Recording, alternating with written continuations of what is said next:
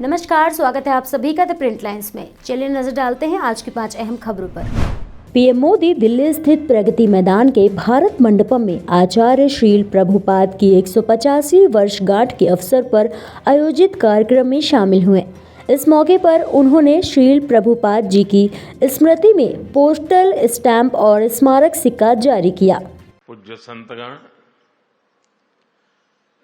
प्रभुपाद गोस्वामी जी की 150वीं जयंती हम ऐसे समय मना रहे हैं जब कुछ ही दिन पहले भव्य राम मंदिर का सैकड़ों साल पुराना सपना पूरा हुआ है। आज आपके चेहरों पर जो उल्लास, जो उत्साह दिखाई दे रहा है, मुझे विश्वास है इसमें रामलला के विराजमान होने की खुशी भी शामिल है। छत्तीसगढ़ के मुख्यमंत्री विष्णुदेव साय गुरुवार सुबह रायपुर पहुंचे। बुधवार को उन्होंने दिल्ली में केंद्रीय गृह मंत्री अमित शाह और भाजपा अध्यक्ष जेपी नड्डा से मुलाकात की। मीडिया से चर्चा करते हुए उन्होंने राहुल गांधी की न्याय यात्रा को लेकर बड़ा बयान दिया है। अब देखिए, भारत जोड़ो यात्रा भी किए थे, उसमें कितना असर हुआ आप लोगों के सामने है। अब न्याय यात्रा निकाले हैं। अब विधानसभा चुनाव के बाद कितने लोग उनके जो प्रत्याशी थे पार्टी छोड़ रहे हैं, पहले तो उन सबके साथ न्याय हो जाए। केंद्रीय मंत्री अनुराग ठाकुर ने एक बार फिर दिल्ली के मुख्यमंत्री अरविंद केजरीवाल पर जमकर निशाना साधा। उन्होंने कहा, जो कभी भ्रष्टाचार के खिलाफ आवाज उठाते थे, आज भ्रष्टाचार के दलदल में डूब चुके हैं। जो कभी भ्रष्टाचार के खिलाफ आवाज उठाते थे, आज भ्रष्टाचार के दलदल में डूब चुके हैं। एक नहीं 5-5 ईडी के समन को नकार कर अब इस स्थिति में पहुंच गए कि कोर्ट को ही निर्देश देने पड़े कि उसके सामने हाजिर हों। आखिर कब तक अरविंद केजरीवाल भ्रष्टाचार के गंभीर आरोपों से बचते रहेंगे? कब तक ईडी की जांच से बचते रहेंगे? अब वो समय आया है कि कोर्ट के सामने जाएं। लेकिन केजरीवाल जी, जो पुरानी झूठ बोलने की आदत है ना, और झूठे आरोप लगाने की आदत है, कम से कम कोर्ट में जाके वो मत करना, वहां सच बोलना। क्योंकि पहले भी आपने बहुत सारे झूठे आरोप लगाए, फिर कोर्ट में जाके उन लोगों से माफी भी मांगी। आपने बड़े ईमानदारी के सर्टिफिकेट उप मुख्यमंत्री मनीष सिसोदिया जी और सांसद संजय सिंह जी को भी दिए, लेकिन कोर्ट ने उनको भी बेल नहीं दी। ये आम आदमी पार्टी के भ्रष्टाचार को उजागर भी करता है और उसके ऊपर मोहर भी लगती है। अब समय आया है अरविंद केजरीवाल की रोज की टिप्पणियां करना, मीडिया में सुर्खियां बटोरना, अब केवल उससे छुट्टी पाकर अब जवाब देना ही होगा भ्रष्टाचार का। कांग्रेस के राष्ट्रीय अध्यक्ष मल्लिकार्जुन खड़गे ने मोदी सरकार के खिलाफ ब्लैक पेपर जारी किया। उन्होंने कहा, हम आज केंद्र सरकार के खिलाफ ब्लैक पेपर निकाल रहे हैं क्योंकि वे हमेशा सदन में अपनी कामयाबी की बात रखते हैं और अपनी विफलता छुपाते हैं। वहीं अब ब्लैक पेपर मामले पर बीजेपी नेता रविशंकर प्रसाद ने मल्लिकार्जुन खड़गे पर पलटवार किया है। उन्होंने क्या कुछ कहा, आइए सुनते हैं। मैंने सुना है कि अपने ब्लैक डीड्स को छुपाने के लिए कांग्रेस पार्टी के अध्यक्ष आदरणीय खड़गे जी ने कोई ब्लैक पेपर निकालने की बात की है।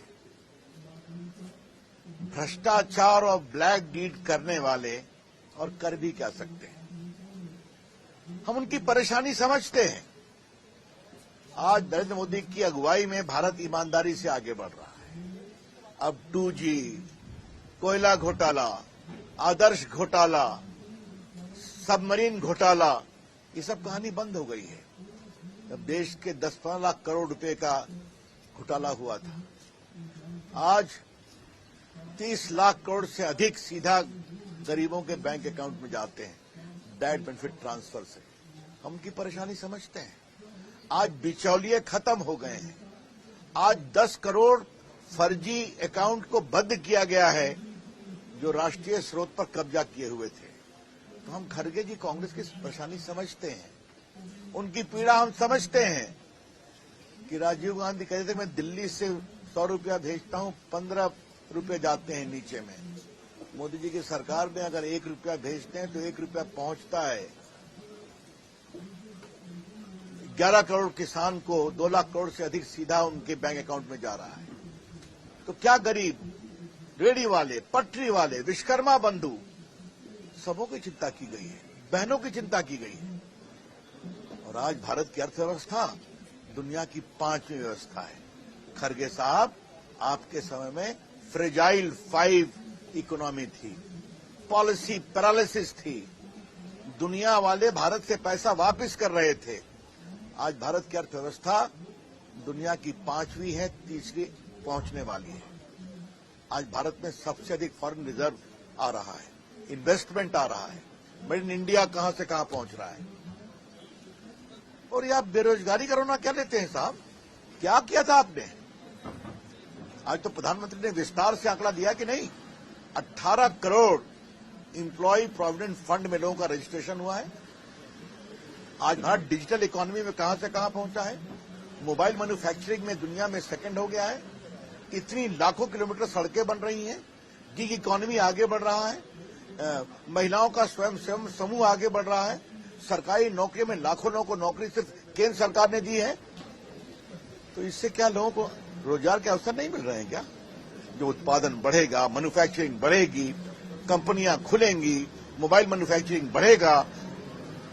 आज तो भारत में बोइंग भी अपने प्लांट लगा रहा है। ये भारत की साख है। तो क्या लोगों को नौकरी नहीं मिल रही है? श्री कल्की धाम शिलान्यास समारोह के लिए हाल ही में आचार्य प्रमोद कृष्णम स्मृति ईरानी को न्योता देने पहुंचे। इस दौरान मीडिया कर्मियों ने उनसे कई सवाल किए। कांग्रेस नेता आचार्य प्रमोद ने इस सवाल का भी जवाब दिया कि क्या वे बीजेपी में शामिल हो सकते हैं। स्मृति ईरानी जी को मैं निमंत्रण देने आया हूं श्री कल्की धाम के शिलान्यास समारोह का। मैं भाजपा के नेता के रूप में उनको आमंत्रित करने नहीं आया हूं। मैं उन्हें एक महान राम भक्त, कृष्ण भक्त, देवी भक्त, कल्की भक्त के रूप में उन्हें आमंत्रित करने। स्वामी प्रसाद मौर्य ने एक बार फिर से राम मंदिर पर सवाल उठा दिया। नरेंद्र मोदी को न्योता देने पहुंचे, तब भी कांग्रेस पार्टी ने विरोध किया। अगर देश के प्रधानमंत्री को न्योता देना, स्मृति ईरानी जी को न्योता देना, रक्षा मंत्री को न्योता देना गुनाह है, तो मैं इस गुनाह की सजा भुगतने के लिए तैयार हूँ। स्वामी प्रसाद मौर्य ने राम मंदिर पर एक बार फिर से प्राण प्रतिष्ठा के कार्यक्रम पर सवाल उठा दिया है। उन्होंने बीजेपी का और आरएसएस का इस तरीके से बता दिया है। आपको लगता है कि एक के बाद एक लगातार इस तरीके के बयान देते रहते हैं, खासतौर पर सनातन? स्वामी प्रसाद मौर्य ने अखिलेश यादव जी और उनकी पार्टी को खत्म करने की सुपारी ले रखी है और मुझे लगता है 2024 में उनका नाम लेने वाला भी कोई नहीं बचेगा। बीजेपी टिकट देती है, चुनाव लड़ेंगे आप आचार्य जी 24 में संभल से? देखिए, सियासत संभावनाओं का खेल है, लेकिन अभी तक ना मैंने कुछ छोड़ा है, ना मैंने किसी को पकड़ा है, ना मैंने अभी तक भाजपा ज्वाइन की है, ना मैंने कांग्रेस छोड़ी है। अब ये फैसला कांग्रेस पार्टी को करना है कि वो क्या सोचते हैं। लेकिन अभी आपका एक बयान भी था जिसमें आपने कहा था कि जयंत चौधरी जब प्रयास लग रहे हैं कि वो बीजेपी में आ रहे हैं, आपने ये बयान दिया कि डूबते जहाज में कोई सवार नहीं होना चाहता। इसका क्या मतलब माना जाए? देखिए, इंडिया गठबंधन का अंतिम संस्कार नीतीश कुमार जी ने पटना में कर दिया और जयंत चौधरी जी श्राद्ध कर दिया। ऐसे ही और भी खबरों को देखने के लिए बने रहिए द प्रिंट लाइन्स के साथ।